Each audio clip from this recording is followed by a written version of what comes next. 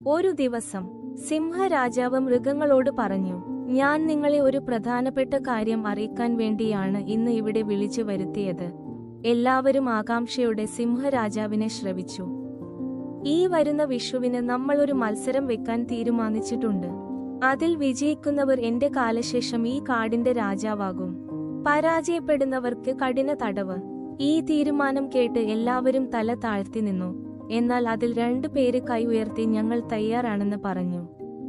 അത് ആമയും മുയലുമായിരുന്നു. അങ്ങനെ കാട്ടിൽ വിഷു വന്നു. എല്ലാവർക്കും സന്തോഷമായി. മത്സരം ആരംഭിക്കാൻ പോവുകയാണ്. ഓട്ട മത്സരമായിരുന്നു. കടുവ മാമൻ വന്നു ഫിസിൽ ഊതി ഓട്ടം ആരംഭിച്ചു.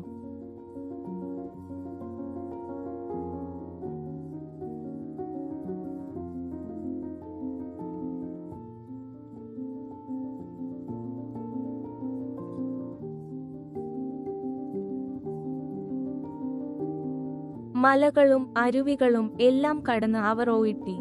അവസാനം ആമ വിജയിച്ചു രാജാവായി. പാവം മുയൽ ജയിലിലുമായി.